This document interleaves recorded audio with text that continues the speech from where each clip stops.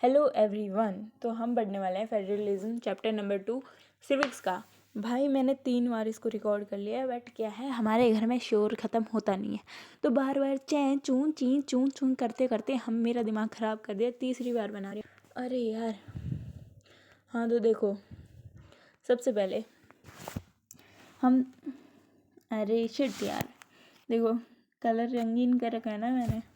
हाँ तो देखो, सबसे पहले यहाँ पे यही बता रखा है कि फेडरल गवर्नमेंट होती क्या है, और अच्छे से बताते हैं तुम्हें। चलो तो देखो, बेल्जियम और श्रीलंका के केस में फिर से जाते हैं, जहाँ पे देखो कॉन्स्टिट्यूशन में बेल्जियम में एक किया था कि जो सेंट्रल गवर्नमेंट की पावर थी ना, वो स्टेट गवर्नमेंट को भी दे दी थी।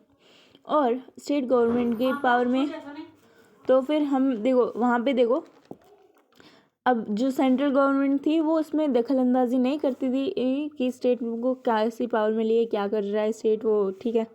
तो देखो, हमने बेल्जियम और श्रीलंका का ये छोड़ो, ये मैंने बता दिया, ठीक है। बेल्जियम में ये हुआ था। अच्छा, पहले भी गवर्नमेंट रीजनल लेवल पे बेल्जियम में एग्जिस्ट करती थी, बट क्या है ना कि वो कभी भी जो दखल अंदाजी कर सकते थे, सेंट्रल वाले कभी भी उसके अंदर बीच में टांग अड़ा सकते थे, और वो ये भी बता सकते थे, ये भी कर सकते थे कि तुम उनसे पावर भी ले सकते थे स्टेट वालों से, ठीक है। तो ये तो बढ़िया नहीं है ना, तुम्हारी पावर, आज़ादी है, पावर है, बट कभी भी जा सकती है, ये तो खतरा है ना, मतलब अच्छा नहीं लगेगा ना तुमको, ठीक है। बट हाँ ठीक है, 1993 में ऐसा हुआ था कि अब है ना जो रीजनल लेवल वाली को है ना, वो उस पर डिपेंड नहीं करेगी, रीजनल लेवल वाले को पावर दे दी गई और अब वो डिपेंड नहीं करेगी सेंट्रल वाले पे, ठीक है। और बेल्जियम में क्या हुआ, यूनिटरी से कहाँ चले गए, फेडरल गवर्नमेंट के लिए। श्रीलंका ने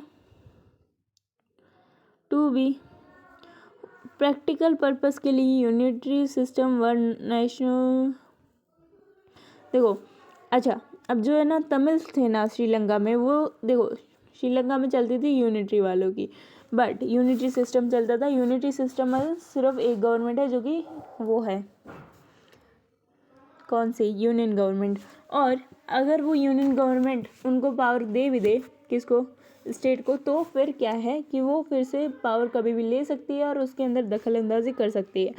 तो तमिल चाहते थे कि अपना हमारे जैसे तमिल ने बोला था कि हमें यहाँ पे रीजनल ऑटोनॉमी दो, मतलब इस रीजन के लिए हमारी अलग गवर्नमेंट बना दो। वैसे वो नहीं माना गया, बट तमिल चाहते थे कि श्रीलंका भी फेडरल कंट्री बनी, जब जहाँ पे सेंट्रल की पावर अलग हो, स्टेट की पावर अलग हो, बट ऐसा नहीं हुआ, बहुत बुरा हुआ। हाँ, तो फेडरलिज्म एक ऐसा चीज़ है जहाँ पे क्या है, पावर डिवाइड होती है सेंट्रल अथॉरिटी की और कॉन्स्टिट्यूंट यूनिट्स के बीच में कंट्री के, ठीक है। और फेडरलिज्म 2 लेवल होती है ज़्यादातर फेडरलिज्म में। देखो, एक तो वो जो कि पूरी कंट्री को संभाल रहा होता है, जो कि सेंट्रल गवर्नमेंट होती है, और उसके नीचे वाली कौन सी, स्टेट गवर्नमेंट, ठीक है। देखो सेंट्रल गवर्नमेंट क्या करती है, जो कि एकदम सब लोगों के कॉमन इंटरेस्ट हो, जैसे ये पेट्रोल के दाम, क्योंकि सब लोगों की गाड़ी चला रहे हैं, तो ऐसे जैसे सुरक्षा देश की, ठीक है। तो कॉमन इंटरेस्ट पे कौन काम करता है, सेंट्रल गवर्नमेंट। और जो कि स्टेट के लिए जो चीज़ें होती है उस पर स्टेट गवर्नमेंट, जैसे कुछ पानी से रिलेटेड इशू, हर जगह की अलग अलग समस्या होती है, तो अलग अलग समस्या के लिए अलग अलग स्टेट वालों को ही पता रहेगा ना कि हमारे यहाँ की स्टेट की समस्या क्या है, ठीक है। और यहाँ पे ये दोनों है ना पावर, जो भी सेंट्रल और स्टेट, ये दोनों अपना अलग अलग पावर से काम करते हैं, कोई भी दखल अंदाजी नहीं, कोई रोक टोक नहीं, ठीक है। चलो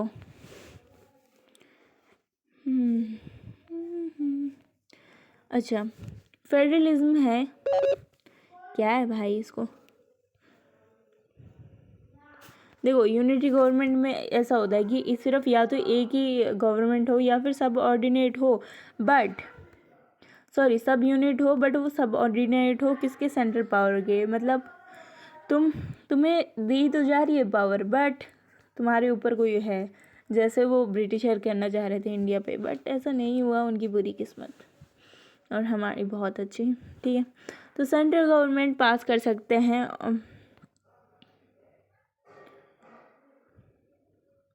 तो तो भाई सेंट्रल गवर्नमेंट कभी भी बोल सकता है कि भाई ऐसा मत करो, तुम्हें ये काम करना है, बट हम बोल रहे हैं मत करो तो मत करो, ठीक है। बट फेडरल सिस्टम में government can not order state government to do something. Government भाई नहीं दे सकता कि भाई तुम ऐसा करो, ठीक है। सेंट्रल गवर्नमेंट उनको ऑर्डर नहीं दे सकता कि तुम ऐसा करो, वरना तो भाई सेंट्रल गवर्नमेंट फर्स्ट ईयर आ जाएगी, नहीं वो स्टेट गवर्नमेंट फर्स्ट ईयर आ जाएगी, उनका मर्डर वर्डर कर पा देगी, समझ रहे हो। स्टेट गवर्नमेंट की खुद की पावर होती है, ठीक है, जहाँ पे वो, अच्छा मैंने कुछ गलत बोला होगा तो सॉरी, ठीक है, सॉरी। हाँ, स्टेट गवर्नमेंट की खुद की पावर होती है जिसके लिए वो आंसरेबल नहीं है सेंट्रल गवर्नमेंट को, वो नहीं जवाबदेही है कि हम क्या कर रहे हैं क्या नहीं, हम क्यों कर रहे हैं, हम सिर्फ उनको जवाब देना पड़ता है, तो वो देना पड़ता है लोगों को, वरना लोग नहीं देंगे उनको वोट फिर से, ठीक है। चलो भैया, अच्छा अब फेडरलिज्म के कुछ फीचर्स हैं, ठीक है। हाँ तो देखो, 2 या 2 से ज़्यादा लेवल होगा, देखो वरना तो कैसे ही फेडरलिज्म हो जाएगा, सेंट्रल गवर्नमेंट ही हो जाएगी ना वो, तो फिर वो यूनिटरी हो जाएगी। 2 चाहिए, सेंट्रल और स्टेट गवर्नमेंट, 2 या 2 से ज़्यादा, क्योंकि 2 से ज़्यादा कैसे, अपने यहाँ पे पंचायती राज भी है तो वो भी इसी में आ गया, बट 2 से कम नहीं चलेगा, 2 से ज़्यादा होगा चलेगा, ठीक है। अलग अलग जो गवर्नमेंट है ना उनके, मतलब जैसे स्टेट वाले की और सेंट्रल वाले की, लोग तो एक ही है जिसको वो गवर्न कर रहे हैं, बट उनके अलग अलग दायरे हैं कि वो किस किस मैटर पे उन लोगों पे काम करेगी, ठीक है। अच्छा, और दूसरी बात, हम लोगों से दोनों ही गवर्नमेंट वो ले रहे हैं टैक्स, पूरी बात है ना। अच्छा ये जो मतलब चीज़ें हैं कि कौन सी गवर्नमेंट किस पे क्या कौन, मतलब जिस जो दायरे हैं ना सेंट्रल और स्टेट गवर्नमेंट के, वो कॉन्स्टिट्यूशन में लिखे हुए हैं, ठीक है, ठीक है भैया। अच्छा,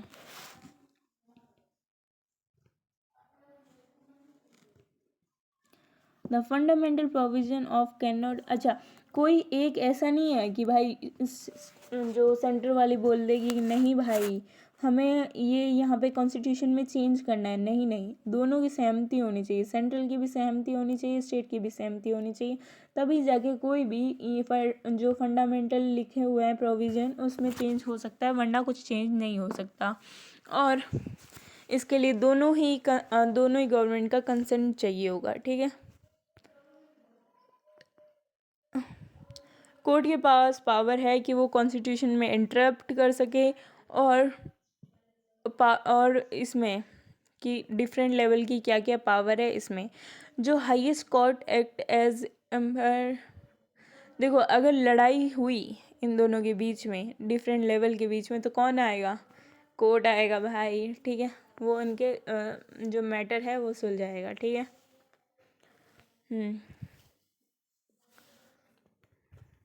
Sources of revenue for each are clearly specified to ensure its financial autonomy।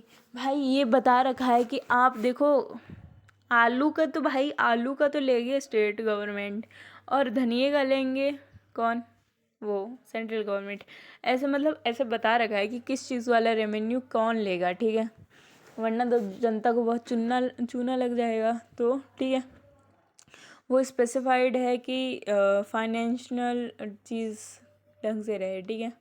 Federal system है, उसके डुअल ऑब्जेक्टिव है, एक तो यूनिटी बनी रहे कंट्री में, ठीक है, ये स्टेट वाले भी भाई देखो, अगर सेंट्रल गवर्नमेंट कुछ काम करेगा स्टेट के लिए, तो जो कि स्टेट को फ़ायदा हो जाए, तो फिर वो यूनिटी बनी रहेगी ना, और सेम टाइम रीजनल डाइवर्सिटी को भी है ना अच्छे से संभाल सके, स्टेट गवर्नमेंट चाहिए होती है इसके लिए, यूनिटरी गवर्नमेंट से नहीं होगा, सेंट्रल गवर्नमेंट छोटा मोटा देश हो तो संभाल भी ले, इंडिया जैसे देश को कैसे संभाले, ठीक है। अच्छा, ये 2 चीज़ें बहुत ज़्यादा क्रूशियल है फेडरलिज्म को प्रैक्टिस करने के लिए। गवर्नमेंट डिफरेंट लेवल की वो जो गवर्नमेंट है उनको एग्री करना पड़ेगा पावर शेयरिंग के रूल्स पे, और अपने एक दूसरे पे ट्रस्ट करना है और इसको मानते रहना है। और आइडियल फेडरलिज्म वही है जहाँ पे म्यूचुअल ट्रस्ट हो और एग्रीमेंट हो कि हम लोग साथ में जिएंगे। The exact balance of power between the central and the state government varies from one federation to another। मतलब देखो कि एक से दूसरे में पावर शेयरिंग का है ना, वो देखो सेंट्रल कुछ और पावर शेयर कर सकता है, स्टेट कुछ और पावर शेयर कर सकता है, और ये हर जगह के लिए अलग अलग हो सकता है, ठीक है। इंडिया में कुछ और हो सकता है, वहाँ पे बेल्जियम में कुछ और हो सकता है। ये किस पे डिपेंड करता है? हिस्ट्री पे डिपेंड करता है कि वो फेडरलिज्म कैसे फॉर्म हुआ था, ठीक है। एक सेकेंड, दो चीज़ हो सकती है भाई। देखो first route involve independent state coming together, ओ भाई कमिंग टुगेदर, होल्डिंग टुगेदर आ गया।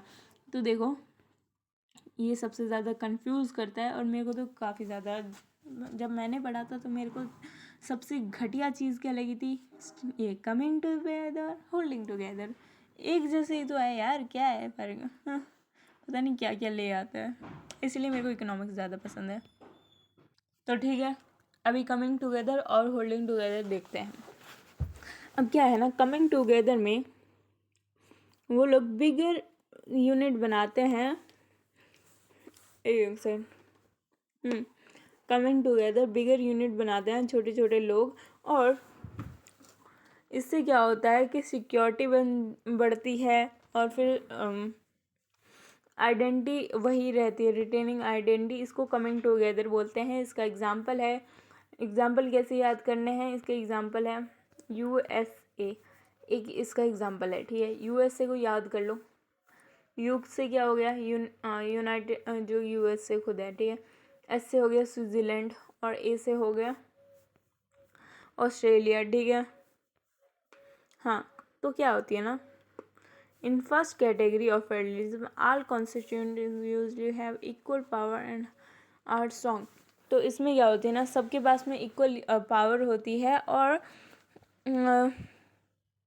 जो स्टेट है वो सब एक इक्वल पावर स्ट्रॉन्ग यूज़ करते हैं और स्ट्रॉन्ग होते हैं, यही।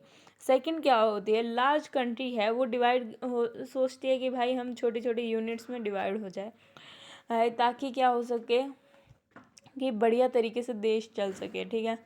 इसीलिए इंडिया भी अपना यही इसी में आता है, जहाँ पे large country decide to divide its power between the constituent state and the national government. India, Spain, Belgium इसका एग्जाम्पल है। अपना इंडिया में देखो, हमारे जो कंट्री है उसमें देखो, ये कंट्री है, उसमें अपने लोगों ने क्या बहुत सारे स्टेट बना लिए हैं, और वहाँ पे अलग अलग लोग रूल कर रहे हैं। क्या ये डिवाइड नहीं है, ये डिवीजन ही है ना। यहाँ पे कुछ ऐसा तो है नहीं कि बहुत सारे देश मिलके, स्टेट मिलके सारे इक्वल पावर एंजॉय कर रहे हैं, नहीं, सेंट्रल के पास में थोड़ी ज़्यादा पावर होती है, ठीक है। और ये सारे होल्ड कर रहे हैं, एक साथ में हैं, ठीक है। वो सब आ जा रहे हैं, दूसरे आ रहे हैं, तो कमिंग टुगेदर, ठीक है। और यहाँ पे जो है पहले से ही हैं, बट यहाँ पे अलग अलग डिवाइड हो रहे हैं, ताकि पावर को, वो पावर बिटवीन कॉन्स्टिट्यूएंट स्टेट और नेशनल गवर्नमेंट के बीच में डिवाइड होती है, ठीक है। तो इसका एग्ज़ाम कैसे, इसको कैसे याद करेंगे, इसके एग्जांपल SBI, S से स्पेन, I से इंडिया, और B से बेल्जियम, ठीक है। बेल्जियम तो हर जगह है अपना। होल्डिंग टुगेदर है, और इसमें क्या होती है ना, सेंट्रल पावर के पास में थोड़ी सी पावर ज़्यादा होती है, तो थोड़ी क्या तो ज़्यादा ही पावर होती है यार। उनके पास में देखो, जो यूनिट्स है ना, उनके पास में अलग अलग पावर हो सकती है। जैसे अपने नॉर्थ ईस्ट वाले हैं, उनके पास में थोड़ी ज़्यादा पावर है, क्योंकि उन लोगों के साथ में पहले अत्याचार किए हैं, आई गेस, ऐसा ही है। हाँ, तो कुछ यूनिट्स को स्पेशल पावर दे दी गई है। हमने पहले भी देख लिया है कि स्मॉल कंट्रीज जैसे कि बेल्जियम और श्रीलंका बहुत सारी प्रॉब्लम फेस करते हैं, किसके लिए? डाइवर्सिटी को मैनेज करने के लिए। गांधी जी उधर नहीं गए यार, श्रीलंका में जाना चाहिए था उनको। हाँ देखो, वास्ट कंट्री, देखो इंडिया बहुत ज़्यादा वास्ट कंट्री है, बहुत सारी लैंग्वेज है, रीजन है, इसलिए हमारी कंट्री में कैसे है पावर शेयरिंग वो देखते हैं। तो हम देख लेते हैं, कॉन्स्टिट्यूशन से स्टार्ट करते हैं। देखो इंडिया है एक इंडिपेंडेंट नेशन है, बहुत सारी दुखद कहानियों के बाद में, बट इंडिपेंडेंस के बाद में princely state become part of country. ये तो तुम्हें पता ही है भाई। Constitute declared India as a union of states, although did not see the use of the India is based on Indian union है वो बेस्ड है फेडरलिज्म के प्रिंसिपल्स पे। क्यों? क्योंकि स्टेट पावर भी है और हमारे यहाँ पे वो भी है, वो सेंट्रल पावर भी है, और पावर डिवाइड भी हो रखी है, और हम लोग होल्डिंग टुगेदर भी है। ठीक है, ओके। हमारे यहाँ पे सारे के सारे मेजर पूरी तरीके से हो रहे हैं। ठीक है, 2 टीयर है जिसको हम यूनियन गवर्नमेंट भी बोल देते हैं, सेंट्रल गवर्नमेंट भी बोल देते हैं, union of India state government है। ठीक है, 3rd ईयर भी ऐड हुआ जो कि है पंचायत और म्यूनसिपलिटीज़, और मैं एज इन एनी फेडरेशन, ये अलग अलग भाई अलग अलग पावर मज़े कर रहे हैं। ठीक है, और इन लोगों को कॉन्स्टिट्यूशन ने भी बता दिया कि भाई ये कौन कौन से तुम लोगों के काम हैं जिस पे तुम काम करोगे। और 3 लिस्ट है। अब 3 लिस्ट कौन कौन सी है, इसमें से MCQ क्वेश्चन आना तो तय है भाई। ठीक है, कितना बचा है चैप्टर यार? मेरे को और चैप्टर भी पढ़ने, मेरे को बहुत कुछ पढ़ना है। आज एग्ज़ाम से बहुत कम दिन बचे हैं और मैंने कुछ नहीं पढ़ा, बट ठीक है, बहुत सारे पेज हैं।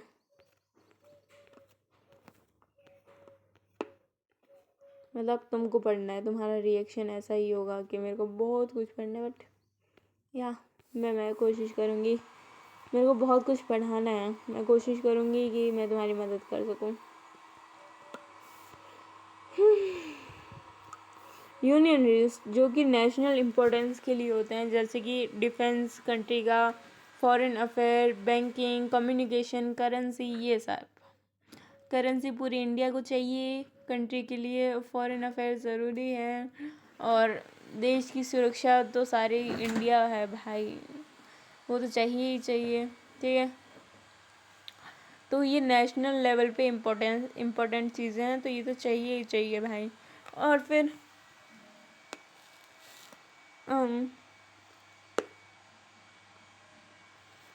अच्छा, ये यहाँ पर यूनियन गवर्नमेंट सिर्फ लॉ बना सकती है, स्टेट वालों को इन पे नहीं दिया गया है,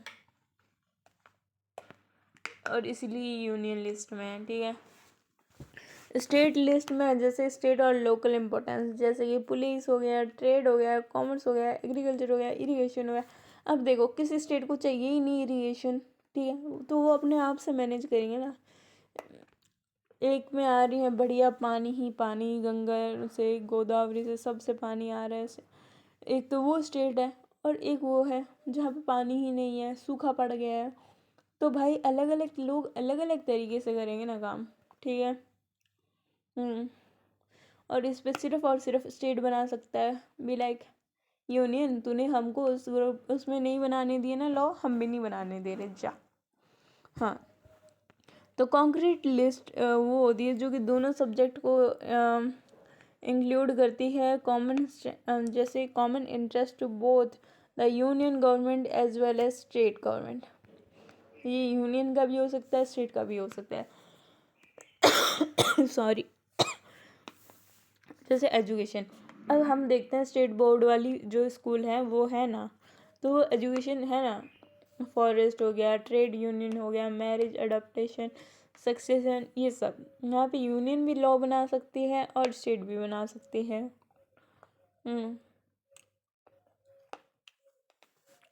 अगर लड़ाई हो तो भाई बड़ा भाई है हमारे यूनियन, तो यूनियन ही बनाएगा गवर्नमेंट, ठीक है। बट कुछ ऐसे सब्जेक्ट भी है जो दोनों में नहीं एग्जिस्ट करते, जैसे कि कंप्यूटर सॉफ्टवेयर, जो कि कॉन्स्टिट्यूशन बनने के बाद में आया था। तो कॉन्स्टिट्यूशन के हिसाब से जो यूनियन गवर्नमेंट है उसके पास में पावर है, जो कि पावर है किसके ऊपर, रेसिड्यूरी सब्जेक्ट के ऊपर लॉ बनाने की, ठीक है। होल्डिंग टुगेदर, हमने देखा ज़्यादातर फेडरेशन बनी है किससे, होल्डिंग टुगेदर से। और इसमें क्या होता है ना, अलग वो इक्वल पावर वो नहीं देते पावर कॉन्स्टिट्यूएंट यूनिट्स को। और इंडिया में सबके पास में पूरी पूरी ताकत नहीं है, मतलब पूरी पूरी पावर नहीं है। कुछ स्टेट स्पेशल पावर अरे यार, हाँ, तो स्पेशल स्टेटस रखते हैं, ठीक है, इंजॉय करते हैं, ठीक है। जैसे कि असम हो गया, नागालैंड हो गया, अरुणाचल प्रदेश हो गया, मध्य प्रदेश हो गया, ठीक है। स्पेशल पावर करते हैं किसी कुछ प्रोविजंस के कारण, जो कि कॉन्स्टिट्यूशन में लिखा हुआ है, आर्टिकल 371, ठीक है। डू टू भाई उनके सोशल और हिस्टोरिकल सरकमटेरेंस के कारण ऐसा हो रहा है, ठीक है। और ये special power are specially enjoyed in relation to protection of land and right of indigenous people.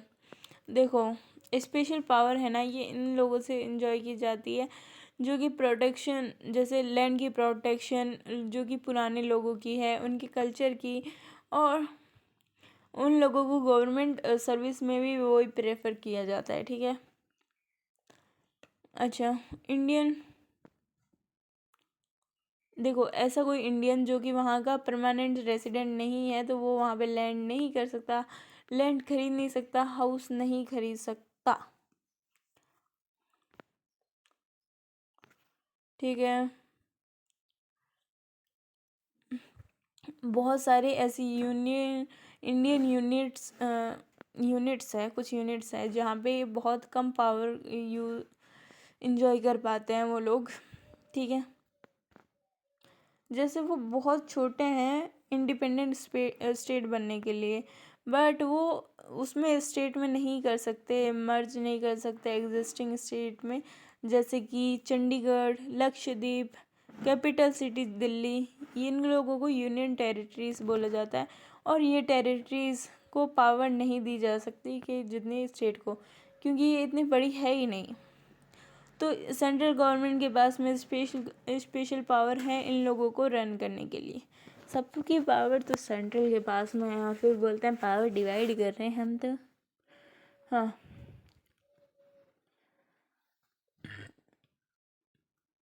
अच्छा, ये देखो, सेंट्रल और स्टेट के बीच में पावर डिवाइड करना ये बेसिक है कॉन्स्टिट्यूशन का, ठीक है।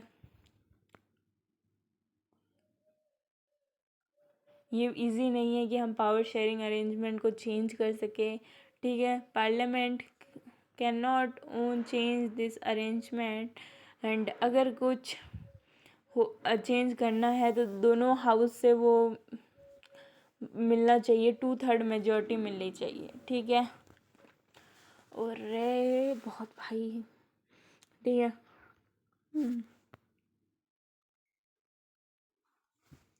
मतलब जितनी हाफ से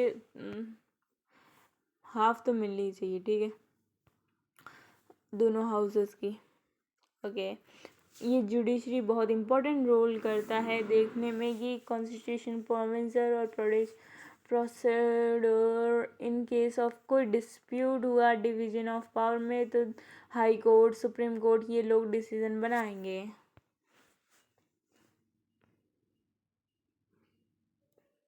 State government have power to raise resources by levying tax in order to carry on, ठीक है, कुछ इम्पोर्टेंट नहीं है। अच्छा, फेडरलिज्म कैसे परफॉर्म होती है, ठीक है। हाँ, constitution provision are necessary for success of federalism, but they are not sufficient if the federal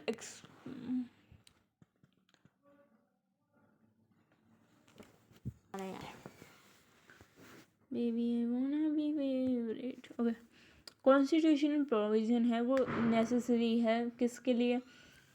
federalism के लिए, सक्सेस के लिए, बट वो सफिशेंट नहीं है। अगर फेडरल एक्सपेरिमेंट है success in India not man because federalism की तब होगी जब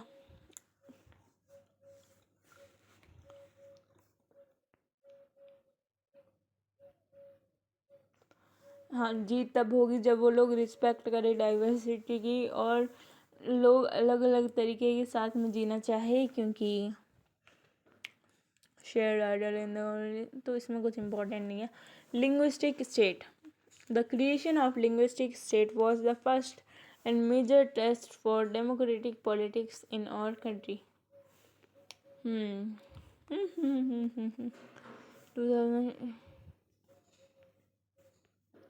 देखो, अगर हम मैप को देखें हमारे को, तो आज़ादी के बाद में से बहुत सारे स्टेट ऐसे हैं जो गायब हो गए हैं, बहुत सारे नए बने हैं। एरियाज, बाउंड्रीज को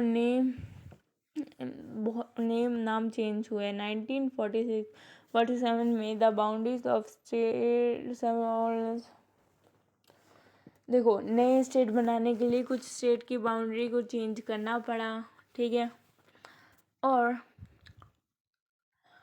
देखो, ऐसा इसलिए हुआ कि जो सेम लोग हैं ना, जो सेम भाषा बोलने वाले लोग हैं, उन लोगों को साथ में रखा जा सके, ठीक है। अच्छा, सेम स्टेट में, और some state were created not basis of, देखो कुछ स्टेट है जो कि लैंग्वेज के बेसिस पे नहीं बने और उनको अब लैंग्वेज का दर्जा नहीं दिया जा रहा। हाँ, जैसे कि छोड़ो, क्या ही बताऊँ तुमको, बट वो किसके कारण हुए? कल्चर, जियोग्राफी, नागालैंड, उत्तराखंड, झारखंड, मैं इसमें ऐड करना चाहूँगी। हाँ, देखो, लैंग्वेज के बेसिस पे ये डिमांड हुई कि भाई लैंग्वेज पे स्टेट बनाया जाए। जैसे कुछ लोगों को तो डर लगा, बट सेंट्रल उनको लगा कि भाई लैंग्वेज वाले स्टेट बनाने से क्या हो जाएगा ना, बहुत ज़्यादा कंट्री यूनाइटेड हो जाएगी और एडमिनिस्ट्रेशन इजी हो जाएगा। और सही बात है यार, क्योंकि लैंग्वेज हो गई तो बहुत बढ़िया चीज़ हो जाएगी। और ऐसा किया क्यों? क्योंकि है ना, देखो, इंडिया का मैप मैं कैसे ही बनाऊँ, देखो, जो अपना साउथ वाला रीजन है ना, यहाँ के लोगों को हिंदी नहीं आती है, ठीक है। तो ये बेचारे क्या करें? इनको भी तो भाई ये पार्ट है ना कंट्री का। या तो इन लोगों ने बोला कि भाई हमें वो चाहिए, लैंग्वेज के बेसिस पे स्टेट्स चाहिए, ठीक है। आप हिंदी को नहीं कर सकते ऑफिशियल लैंग्वेज, हिंदी को ऑफिशियल बोलोगे, नॉर्थ वालों का सही है, साउथ वालों का क्या होगा, वो सोचना पड़ेगा ना। तो इसको सोचते हुए लोगों ने वही लैंग्वेज से वो बनाया गया लैंग्वेज पॉलिसी। हमारे कॉन्स्टिट्यूशन ने किसी भी नेशनल लैंग्वेज को, अरे यार शिट, अब मेरा फ़ोन डिस्चार्ज होने वाला है। देखो, हिंदी को हम ऑफिशियल लैंग्वेज नहीं बोल सकते, क्योंकि हिंदी सिर्फ़ और सिर्फ 40% इंडियन बोलते हैं। तो बाकी लैंग्वेज को भी रिस्पेक्ट देनी चाहिए। इसलिए 22 भाषाएं हैं जिनको शेड्यूल लैंग्वेज कॉन्स्टिट्यूशन के द्वारा रिकॉग्नाइज किया गया है। अब इनमें से किसी भी लैंग्वेज से आप पेपर दे सकते हैं। हाँ, स्टेट की ऑफिशियल लैंग्वेज हो सकती है, लेकिन ठीक है, हमारे राजस्थान की तो है नहीं स्टेट की ऑफिशियल लैंग्वेज। हाँ, मुझे अच्छा लगता, मतलब हमारे भी होनी चाहिए स्टेट की लैंग्वेज। सो मैं अभी चार्ज लेके आ रही हूँ गाइस, 2 मिनट बस। देखो, पहले इंडिया में 1965 में ऐसा हुआ कि जो इंग्लिश का है ना, इंग्लिश है ना, उसको स्टॉप कर दिया गया ऑफिशियल पर्पस के लिए। बट जैसा मैंने बताया कि साउथ वाले स्टेट को प्रॉब्लम होगी इससे, तो क्योंकि वो हिंदी नहीं बोलते तो उनके पास यही ऑप्शन है, वो कैसे सीख लेंगे हिंदी, वो लॉजिकल चीज़ है। तो उन्होंने बोला कि भाई इंग्लिश का तो कंटिन्यू रहना चाहिए यूज़, ठीक है। तमिलनाडु में तो ये बड़ा ही मूवमेंट एकदम वॉयलेंट फॉर्म में आ गया, ठीक है।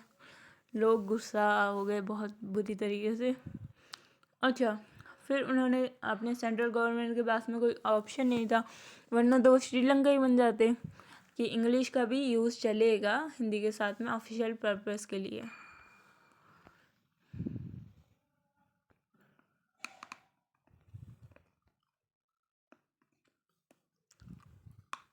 देखो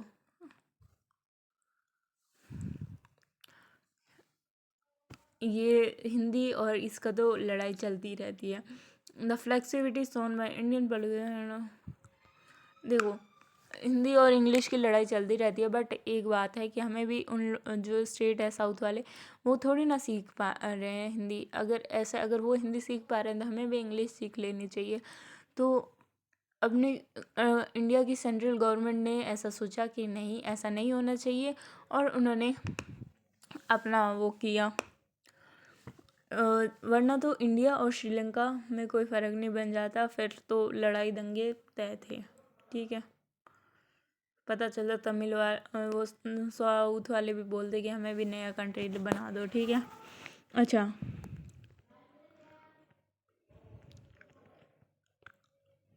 तो अब हम बढ़ते हैं central state central state relation. तो देखो पहले क्या होता था ना कि सेंटर और स्टेट में ज़्यादातर में क्या करते थे, एक ही गवर्नमेंट होती थी, तो उससे तो कोई भी दिक्कत नहीं है, ठीक है। जैसे जैसे हाँ, पर एक टाइम ऐसा है जहाँ पे सेंट्रल और स्टेट में अलग अलग पावर थी। तो क्या होता था ना, वो जो गवर्नमेंट है ना, वो मिसयूज़ करती थी और स्टेट गवर्नमेंट को डिसमिस करती थी, मतलब उन लोगों को काम नहीं करती थी, ठीक है। और इससे वो फेडरलिज्म ज़्यादा अच्छे से नहीं हो पा रहा था। बट 1990 के बाद में एक अलग ही पीरियड आया जिसमें क्या हुआ था कि जो कॉलिजन गवर्नमेंट बनने लगी। अभी एक जीतता नहीं तो दूसरे का साथ लेके जीतता, ठीक है। तो इससे क्या हो गया, कॉलिजन गवर्नमेंट से क्या हो गया कि उस टाइम पे कोई सिंगल पार्टी मेजोरिटी नहीं ले पा रही थी लोकसभा में। तो क्या कर रहे थे कि अलायंस बना लेते थे दूसरी पार्टीज के साथ में, ताकि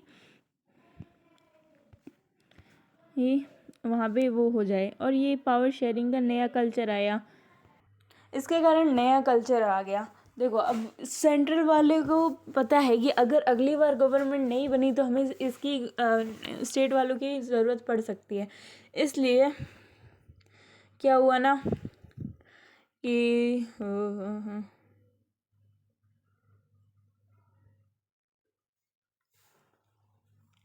इसलिए क्या है कि अब जो सेंट्रल अभी ये वाला है ना अपना, फिर से फ़ोन डिस्चार्ज हो रहा है मेरा। हाँ, तो अभी रिसेंट ईयर में जो चल रहे हैं ना ये सेंट्रल गवर्नमेंट, ये उससे ज़्यादा अच्छा है किससे जो पहले वो चलते थे, ठीक है। चलो, आई होप आप लोगों को समझ में आ रहा होगा थोड़ा बहुत। मुझे नहीं उम्मीद है कि मैं अच्छा पढ़ा पा रही हूँ, बट ठीक है, कुछ मदद हो रही है तो बहुत अच्छा लगेगा मुझे। हाँ, हमने देखा कि फेडरल गवर्नमेंट के दो से ज़्यादा टीयर होते हैं, और हमने डिस्कस किया दो टीयर के और गवर्नमेंट इन और कंट्री। बट इंडिया बहुत ज़्यादा वास्ट कंट्री है, इंडिया बहुत ज़्यादा बड़ी कंट्री है यह, और सिर्फ 2 टीयर से नहीं चल सकती। इंडिया के अंदर स्टेट है जो कि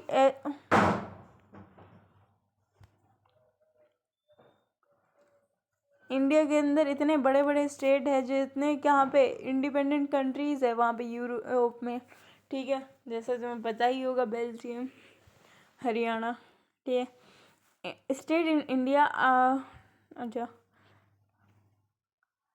उत्तर प्रदेश पॉपुलेशन में रशिया से ज़्यादा है। तुम सोच रहे हो एक स्टेट पूरी कंट्री को वो टक्कर दे रहा है पॉपुलेशन के मामले में। पॉपुलेशन के मामले में इंडिया को टक्कर दे सकता है क्या? महाराष्ट्र जर्मनी जितना बड़ा है। मैं सोचती थी जर्मनी जितनी बड़ा है, महाराष्ट्र जर्मनी से बड़ा है। ठीक है, हाँ, जर्मनी जितना बड़ा है। ठीक है, many of states are internally very diverse. State खुद में बहुत डाइवर्स है, स्टेट खुद में बहुत डाइवर्स है। और इसके कारण क्या है, पावर शेयरिंग चाहिए होती है स्टेट के बीच में भी। Federal power sharing in India need another tyre. तो अब इंडिया में जो फेडरल पावर शेयरिंग है इसमें अब एक और टायर चाहिए। क्यों? टीयर,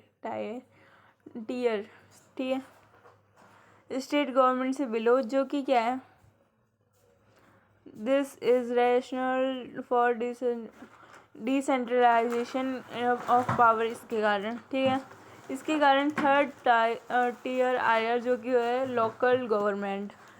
जब पावर सेंट्रल और स्टेट गवर्नमेंट से लेकर लोकल गवर्नमेंट को दे दी जाती है, ठीक है, तो वो डिसेंट्रलाइजेशन कहलाता है।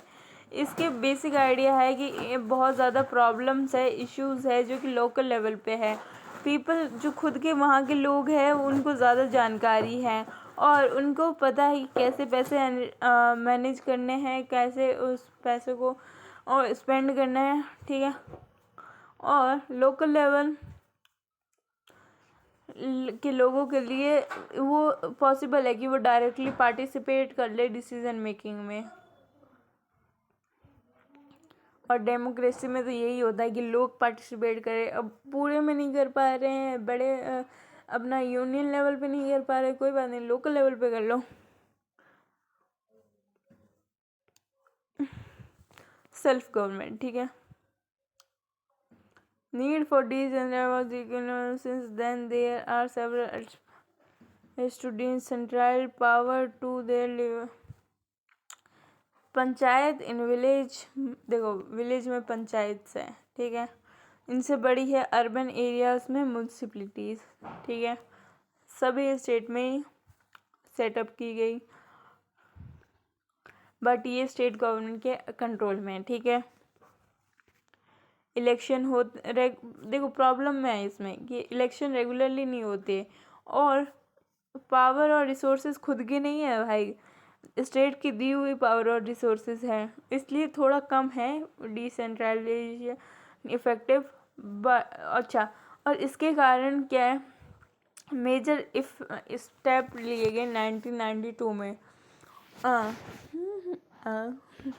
अच्छा, constitution was amended to make the third tier. देखो कॉन्स्टिट्यूशन में चेंज किए गए ताकि थर्ड टीयर ज़्यादा पावरफुल हो जाए। अब लोकल लेवल पे रेगुलर इलेक्शन करना मैंडेटरी है, ठीक है। और शेड्यूल कास्ट और शेड्यूल ट्राइब और अदर बैकवर्ड क्लासेस के लिए सीट रिजर्व्ड होती है, ठीक है। 1/3 सीट रिजर्व्ड है वुमेन्स के लिए। अच्छा, independent institution called State Election Commission has been created in each state to conduct panchayat and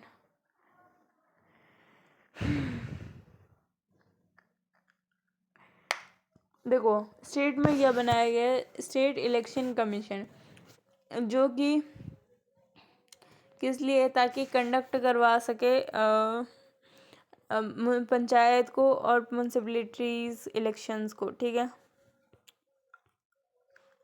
और इनको जो स्टेट वालों को है ना वो पंचायती राज में देना ही पड़ेगा, क्या, अपनी पावर्स शेयर करनी पड़ेगी लोकल बॉडीज़ के साथ में। और ये नेचर अलग अलग स्टेट से अलग अलग वेरी करता है, ठीक है। रूरल लोकल लेवल मतलब पंचायती राज, जो रूरल मतलब गांव वाले हैं उसको पंचायती राज बोलते हैं, ठीक है।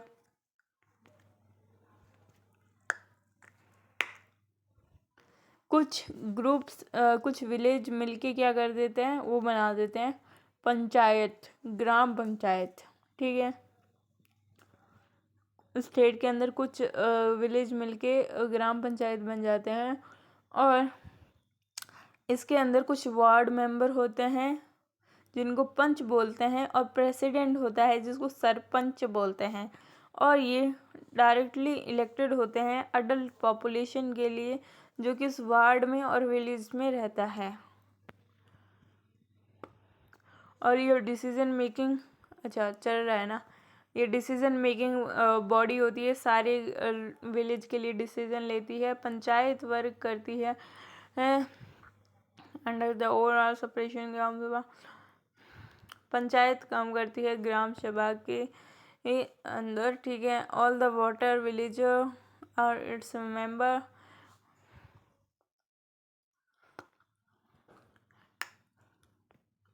ये वंस और 2 या 3 बार क्या करती है, एनुअल बजट ग्राम पंचायत का उससे अप्रूव करने के लिए मिलती है और रिव्यू करती है ग्राम पंचायत के परफॉर्मेंस के लिए, ठीक है।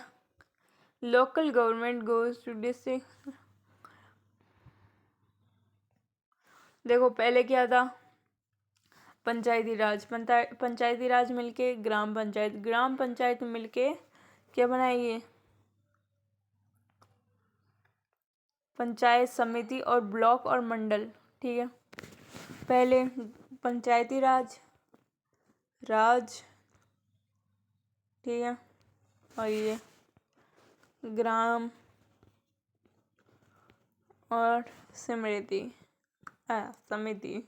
एक्चुअली हमारे फ्रेंड है समृति तो उसका नाम आ रहा है मेरे को। हाँ तो देखो पहले है ग्राम, फिर है समिति और नीचे है राज, ठीक है। राज ग्राम समिति। अच्छा ये जो बॉडी ये लोग हैं ये भी पंचायती member, these member are elected representative. Panchayat member से उस एरिया से बनाया जाता है। पंचायती संपन्न और डिस्ट्रिक्ट वाले मिलके क्या करते हैं, जिला परिषद बना देते हैं, ठीक है। और member of Lok Sabha, MLAs of the districts, some other officials। जिला परिषद के ही ये लोग होते हैं। जिला परिषद का चेयरपर्सन वो होता है जिला परिषद का हेड। और लोकल लेवल पे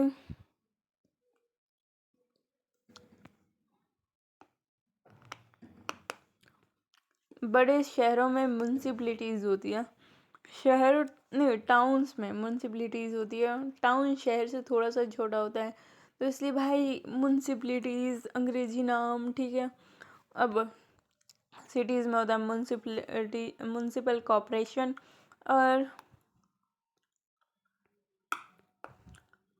ये किससे होती है, पीपल से ही होती है सब कुछ। देखो मतलब म्यूनसिपल चेयरपर्सन होता है political head of municipalities. Municipal corporation such an officer is called mayor कहा जाता है उनको। आई होप मैंने तुम्हारी थोड़ी सी मदद की होगी एंड थैंक यू। और थोड़ा सा ना इसको ध्यान रखना, सबसे पहले पंचायती राज के बाद में ग्राम पंचायत के बाद में ग्राम समिति के बाद छोड़ो यार ब्लॉक, ठीक है। फिर जिला परिषद, ये तो हो गए हमारा हिंदी वाला, ठीक है। 4 ही था यार, इसको काटो, ठीक है। हाँ तो देखो 4 था, सबसे पहले राज पंचायती, फिर पंचायती ग्राम, फिर पंचायत समिति, हाँ अब जाके सही नाम हुआ है, और फिर जिला परिषद, ठीक है। जिला परिषद तो सबसे बड़ा नाम लगा तो जिला परिषद। और ग्राम लेवल पे मतलब गांव नहीं है, वो ग्राम है, ठीक है, अंग्रेजी। तो ग्राम है तो वो गाँवों का मिक्सचर है। एक गांव है तो सिर्फ क्या वो हो गया, तो ऐसे समझो एक गांव है तो वो क्या है, सिंगुलर। सिंगुलर के लिए पंचायती राज, पंचायती। और ये तुमने 7th 8th में पढ़ा होगा, अगर तुमने 7th 8th पढ़ी थी तो तुमने पढ़ा होगा। बट एक्चुअली मैं 7th 8th में बहुत कमज़ोर थी, तो मेरा मानना ऐसा है कि सारे बच्चे 7th 8th में कमज़ोर थे एंड सबको अच्छे से पढ़ना चाहिए। न्यू सिस्टम ऑफ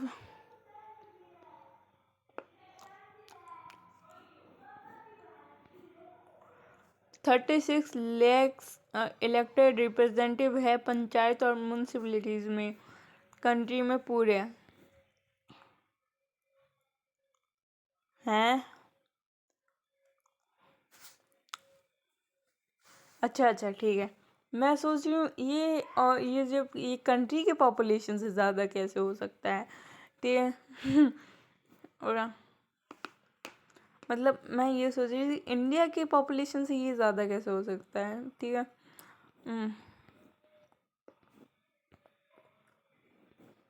देखो वुमेन रिप्रेजेंटेटिव्स बड़ा, वॉइस इन डेमोक्रेसी बड़ी, और जो डिफ़िकल्टीज़ सिर्फ गांव के लेवल पे झेली जाती थी वो हुई, इलेक्शन रेगुलरली हुए, ग्राम सभा।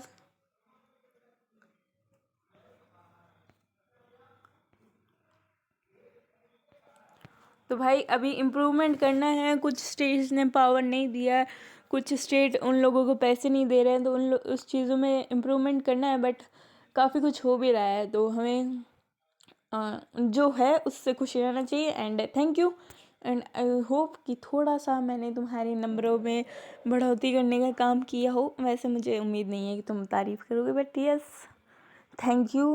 अगर आप कोई वीडियो देख रहे हैं तो, एंड लव यू गाइस।